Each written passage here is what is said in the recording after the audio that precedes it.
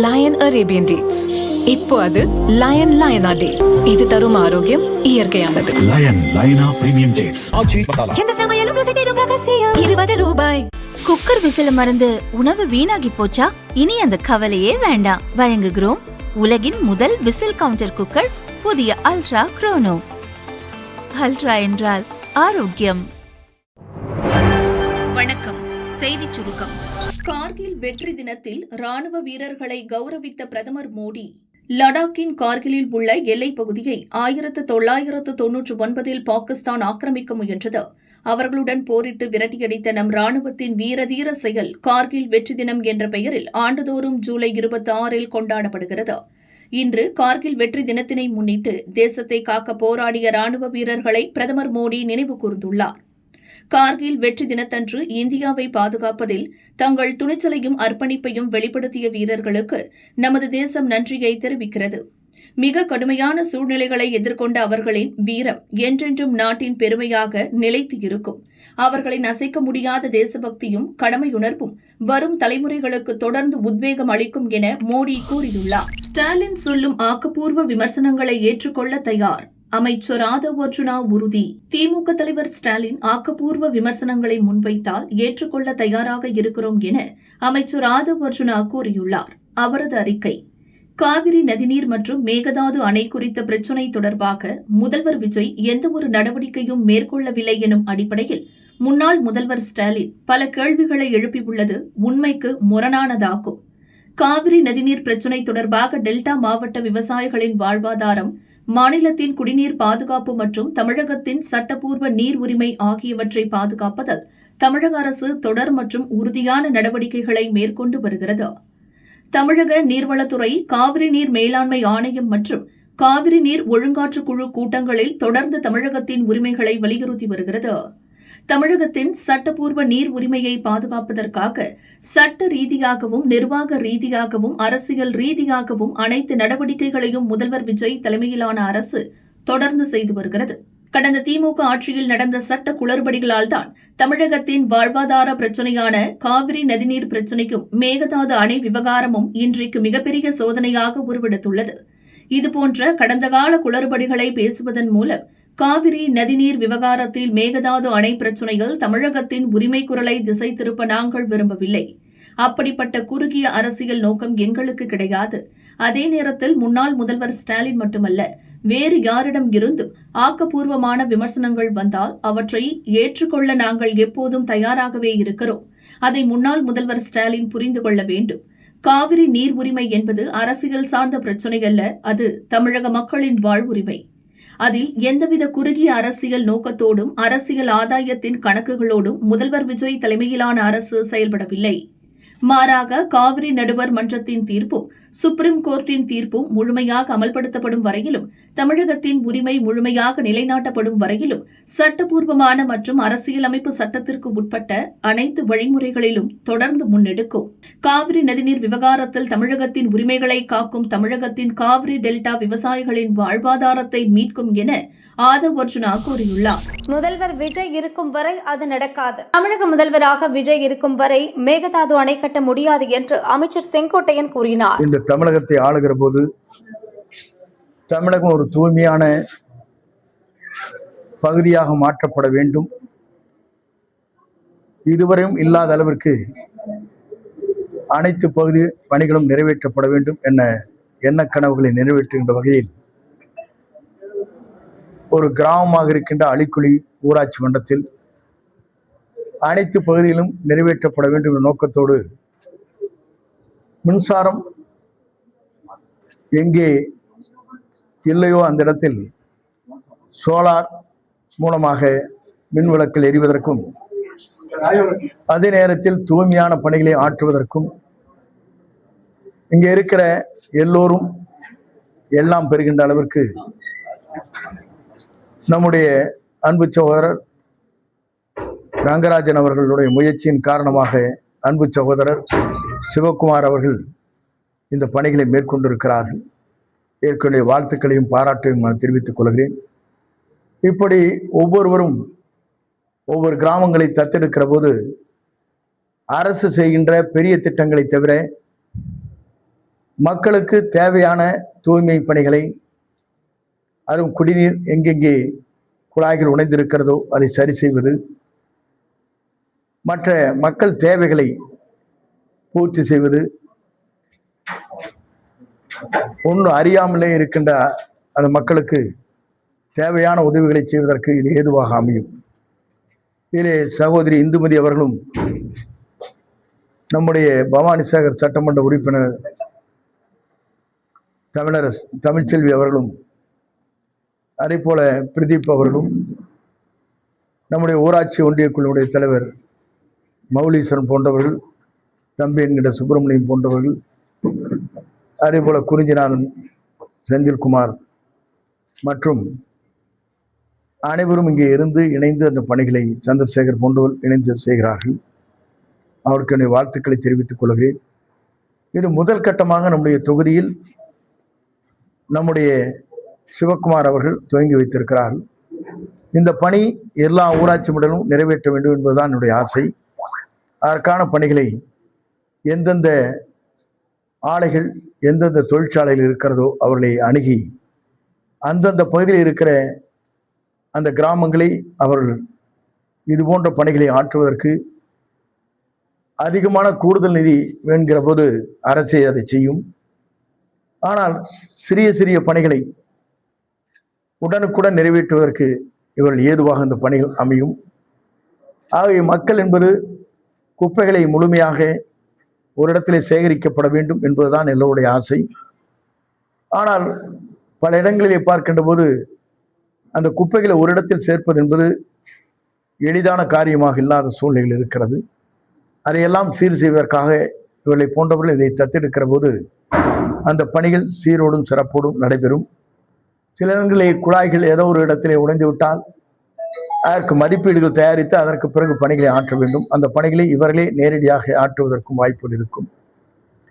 ஆகவே மக்கள் கழிப்பிட வசதி என்பது அது நாகரிகத்தோடு சுத்தமாக இருக்கப்பட வேண்டும். அதை பராமரிக்கின்றவர்களுக்கு ஊக்கத்தை தருகிற போது அவர்கள் ஒரு நாளைக்கு 5 முறை 6 முறை அதை பராமரிக்கிற போது அந்த கழிப்பிட வசதி என்பது எல்லோரும் அங்கே சென்று தங்கள் கடனை கழித்துக் கொள்வதற்கு ஏதுவாக அது அமையும். இதெல்லாம் சிறிய சிறிய காரியம். அரசே இன்று ஒருவரை நியமித்தால் கூட முழுமையாக 12 மணி நேரம் அங்கே இருந்து அந்த பணிகளை அவர்களால் ஆற்ற இயலாத சூழ்நிலையில் இருக்கிறது. அப்படி ஆற்ற வேண்டும் என்று சொன்னால் இவர்களைப் போல ஊக்கத்தை தருகின்றவர் இருந்தால் அது மகிழ்ச்சியாக அவர்கள் மீண்டும் கூடுதலாக பணிகளை ஆற்ற முடியும்.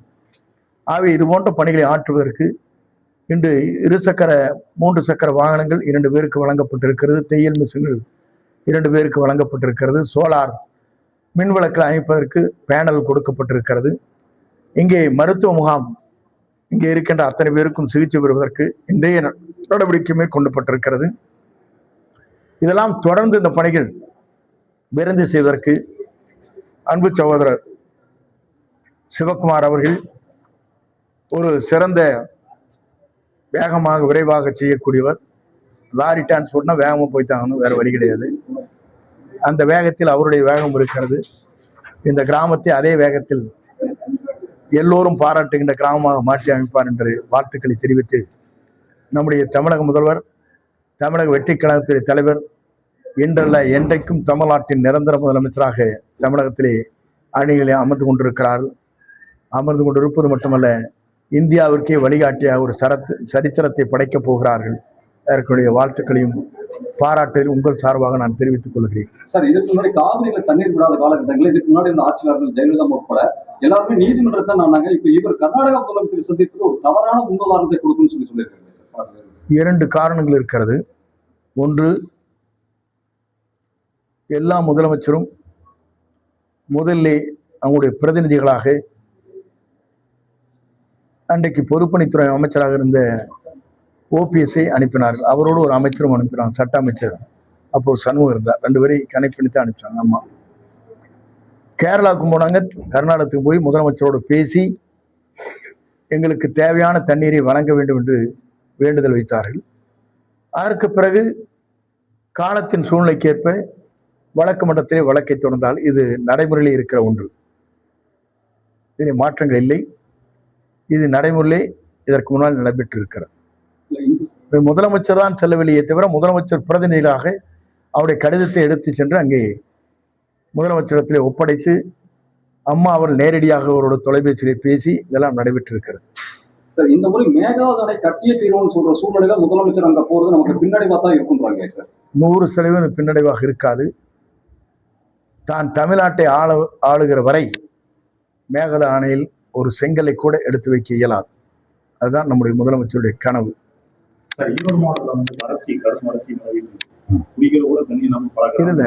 இப்போ பொதுவாக எந்தெந்த பகுதியிலே குடிநீர் பற்றாக்குறை இருக்கிறது என்பதையெல்லாம் ஆய்வு செய்து கொண்டிருக்கிறோம்.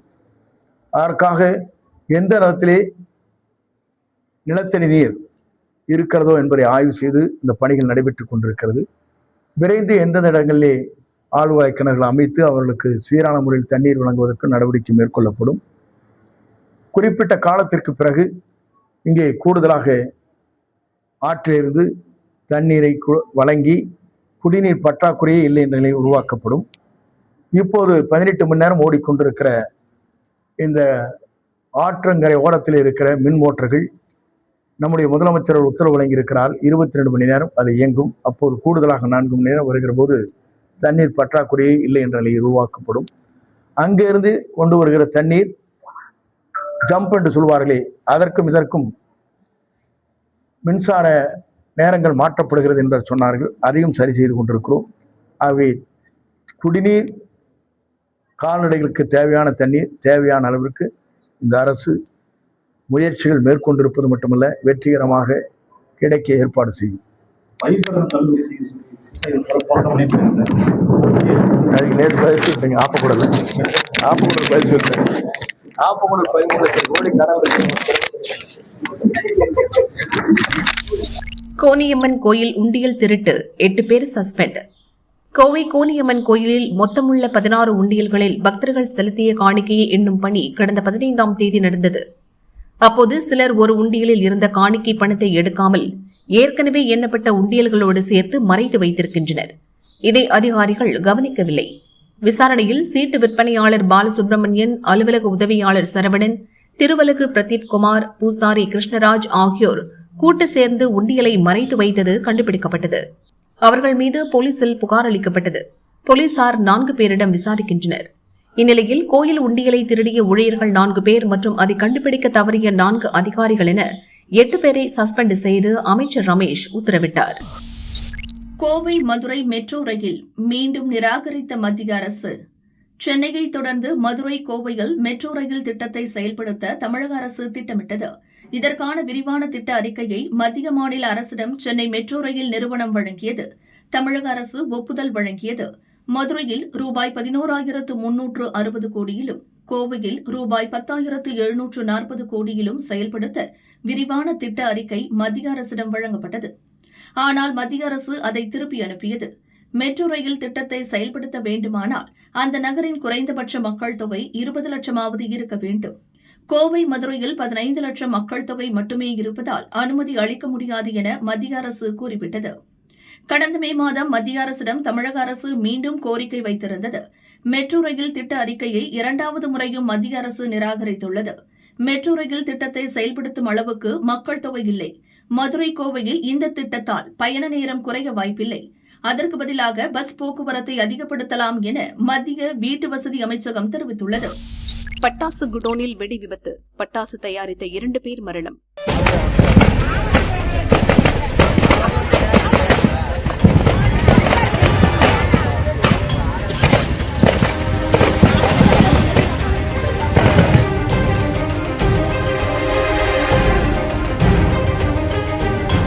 சிவகாசி அருகே செங்கமலப்பட்டியில் பட்டாசு குடோனில் வெடி விபத்து நிகழ்ந்தது.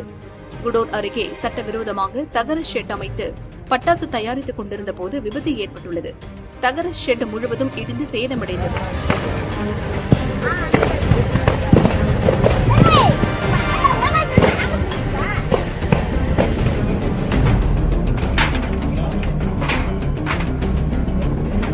வெடி விபத்தில் 2 ஆண் தொழிலாளர்கள் பலியாகினர். அவர்களை அடையாளம் காணும் பணி நடக்கிறது. ஒருவர் காயமடைந்துள்ளார். மீட்பு பணிகளில் தீயணைப்பு குழுவினர் ஈடுபட்டுள்ளனர். போலீஸ் விசாரணை நடக்கிறது.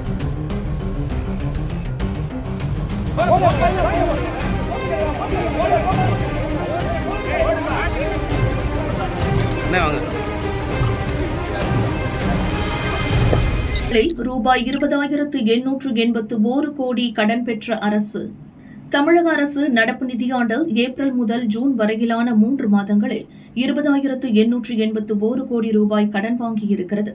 இந்த முழு ஆண்டில் 1.22 லட்சம் கோடி ரூபாய் கடன் வாங்கவும் திட்டமிடப்பட்டுள்ளது. தமிழக அரசின் மொத்த கடன் ஏற்கனவே 10 லட்சம் கோடி ரூபாயாக உள்ளது.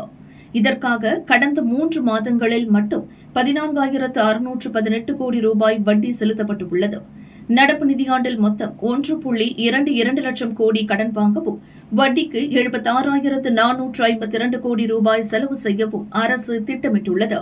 அரசின் மொத்த வருவாயில் வட்டி செலவினத்தின் பங்கு 22.82% உள்ளது. அடுத்த கேபினெட் செயலர் யார்? பரபரப்பாகும் டெல்லி வட்டாரம். டெல்லி அதிகாரிகள் வட்டாரங்களில் ஒரு விஷயம் பரபரப்பாக விவாதிக்கப்படுகிறது. அது அடுத்த கேபினெட் செயலர் யார் என்பதே. கேபினெட் செயலர் என்பவர் நாட்டில் உள்ள அனைத்து IAS அதிகாரிகளுக்கும் தலைவர். இந்திய அரசில் என்ன நடக்கிறது, உளவுத்துறை மற்றும் ரா அமைப்பு எப்படி செயல்படுகிறது என அனைத்து விவரங்களையும் அறிந்து வைத்திருப்பார். அத்துடன் பிரதமருக்கும் நெருக்கமாக இருப்பார். தற்போது கேபினெட் செயலராக உள்ள தமிழரான TV சோமநாதன் அடுத்த மாத இறுதியில் ஓய்வு பெறுகிறார். இந்த பதவியில் உள்ளவர்களுக்கு பதவி நீட்டிப்பு வழங்குவது வழக்கம். ஆனால் எனக்கு பணி நீட்டிப்பு வேண்டாம் என பிரதமரிடம் சோமநாதன் சொல்லிவிட்டதாக பேசப்படுகிறது. தற்பொழுது நீட் விவகாரத்தில் நடைபெறும் போராட்டத்திற்கு தீர்வு காண சிறப்பு விரைவு நீதிமன்றம் அமைக்கப்படும் என்ற மசோதாவை 2 நாளில் தயார் செய்ய உதவியவர் கேபினெட் செயலர். இவர் பணி நீட்டிப்பு வேண்டாம் என கூறினாலும் இப்போதுள்ள சூழ்நிலையில் இவருக்கு பதவி நீட்டிப்பு கிடைக்கலாம் என கூறப்படுகிறது. ஒருவேளை இவருக்கு நீட்டிப்பு கிடைக்காவிட்டால் யார் இந்த பதவிக்கு வருவார்? இதற்கான பரிசீலனை பட்டியலில் சரண்யன் கிருஷ்ணன் மற்றும் கோவிந்த் மோகன் ஆகியோரின் பெயர்கள் உள்ளன. இதில் தமிழக அதிகாரியான சரண்யன் கிருஷ்ணன் மத்திய அரசின் முக்கிய துறையான மின்னணு மற்றும் தகவல் தொழில்நுட்ப அமைச்சகத்தின் செயலராக பணியாற்றி வருகிறார். AI எனப்படும் செயற்கை நுண்ணறிவு தொழில்நுட்பம் தொடர்பாக பல விஷயங்களை இவர் செய்துள்ளார். இவரும் பிரதமருக்கு நெருக்கமானவர் என அறியப்படுகிறார். கோவிந்த் மோகன் தற்பொழுது உள்துறை செயலராக இருப்பவர். பல இக்கட்டான தருணங்களில் மத்திய அரசுக்கு முக்கிய ஆலோசனைகளை வழங்கிய இவரும் கேபினெட் செயலராக வாய்ப்புள்ளது என பேசப்படுகிறது. இந்த வார இறுதி அல்லது ஆகஸ்ட் முதல் வாரத்தில் கேபினெட் செயலர் யார் என்பதை மத்திய அரசு அறிவிக்கும்.